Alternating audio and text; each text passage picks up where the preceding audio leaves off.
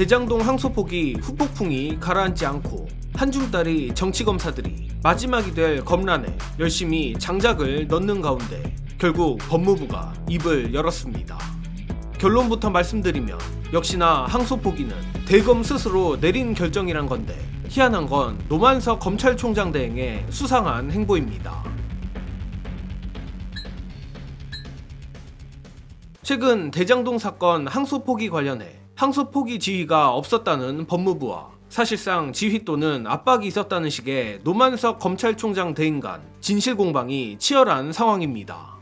그런데 이 와중에 SBS 단독으로 법무부가 진작에 대검의 수사 지휘는 아니라는 점을 명확히 밝혔었다는 놀라운 소식이 떴습니다.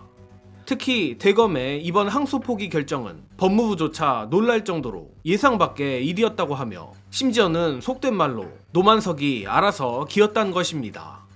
게다가 이번 보도 내용이 사실이라면 앞서 말했듯 법무부에 압박이 있었다는 취지의 노만석의 주장은 모두 새빨간 거짓말이 될 수밖에 없습니다. 문제는 노만석이 왜 이런 수상한 행보를 보이고 있냐는 건데 이 부분은 뒤에서 말씀드리기로 하고 관련해 구체적 보도 내용 공유드리겠습니다. 일단 다들 아시겠지만 정성호 법무부 장관은 어제 법무부 도어 스태핑 자리에서 대장동 항소 포기 관련 대검에는 신중하게 판단하라는 의견만 제시했다고 밝혔고 노만석 검찰총장 대행과는 직접 연락한 적이 없다고 밝힌 바 있습니다.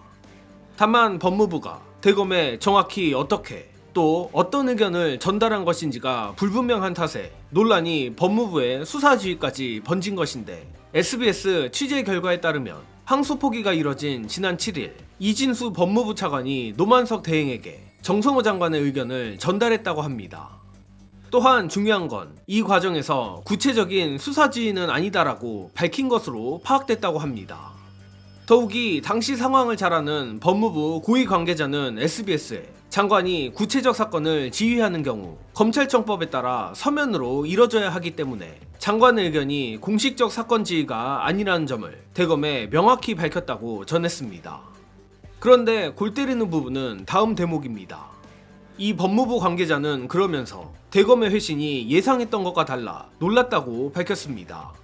구체적으로는 대검과 논의 과정에서 법무부 측이 책임 소재를 명확히 하기 위해 장관의 의견일 뿐 지휘는 아니라는 점을 전달했는데 노만석 대행이 서면 지휘를 요청하거나 반대 의사를 강하게 주장하지 않고 순순히 항소를 포기한다는 뜻을 전해왔다는 겁니다. 다시 말해 노만석이 비공개 면담 자리 등에서 법무부가 사실상 항소 포기를 요구했다는 식의 언급을 했다는 보도와는 전혀 다른 반박이 법무부 고위 관계자 말로 그것도 매우 구체적으로 나온 것입니다. 물론 저로선 정말로 노만석 스스로 그렇게 말을 한 건지 그저 언론이 장난치는 건지 솔직히 모르겠습니다. 그렇다면 이번 SBS의 법무부 관계자 말 보도가 사실이고 노만석이 사실과 다른 얘기를 한 거라고 쳤을 때 중요한 건 노만석이 왜 저런 이상한 행보를 하고 있냐는 것입니다. 사실 짚히는 이유가 있기는 한데 최근 일부 유튜브 등에서도 의심했던 시나리오이자 검찰의 유구한 전통, 약속 대련을 의심해 볼 만하다고 생각합니다.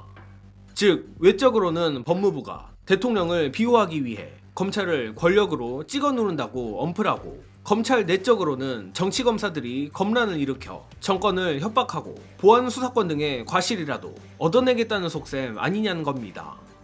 다만 저는 여기에 핵심적인 한 가지 이유가 더 있다고 보는데 바로 남욱의 조작수사 폭로라고 봅니다. 이 부분은 봉지욱 기자의 무릎을 치게 만드는 해설 보시고 이어가겠습니다. 10월 30일에 1심 선고 나왔을 때 막 다 좋아했어 국민의힘 난리치다가 남욱의 폭로가 지난주 금요일이에요. 항소 포기한 날이에요. 그렇다면 대검이나 이런 데 지휘부에서는 어떻게 생각하겠습니까? 노만석 대행이 조선일보 인터뷰한 거 내용 보세요. 나 무죄 나올까 봐 걱정했다고 했어요. 불법 수사 증거 때문에 무죄 나올 수도 있어요. 이거는 잘못하면 2심 갔는데 야 검찰의 불법 수사 조작 수사 때문에 무죄야. 그럼 이렇게 되면 어떻게 됩니까? 그런 면도 감안을 한 거죠 지금 이런 걸 보면.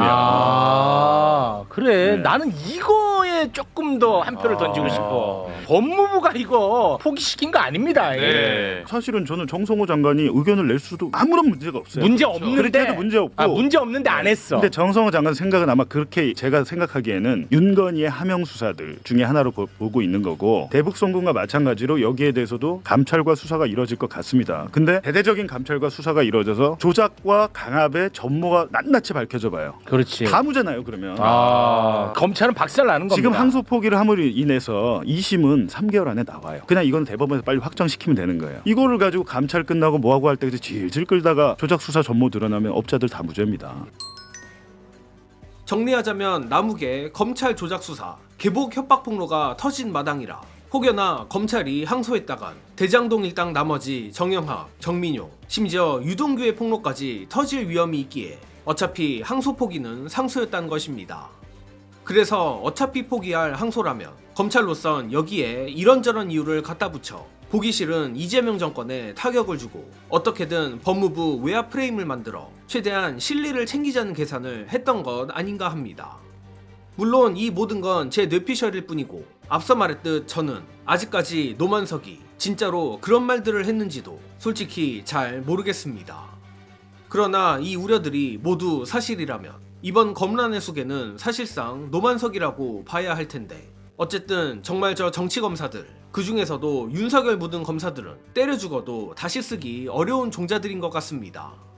그나마 다행인 건 검찰이 상종도 못할 집단이란 걸 이미 너무 많은 국민들이 알아버렸단 겁니다. 안 그래도 최근 검찰개혁 동력이 떨어지면 검찰 스스로 그 동력을 제공한다는 재밌는 댓글을 봤는데 저도 100% 동의합니다. 따라서 앞서 봉지욱 기자가 말한 대로 정성호 장관이 수원지검 감찰에 이어 이 대장동 사건 조작에 대해서도 하루빨리 감찰 및 수사에 착수했으면 하며 지금처럼 절대 저 악랄한 검찰에 굴하지 않길 기원합니다. 이번 소식은 여기서 마칩니다. 영상 봐주신 여러분 감사합니다.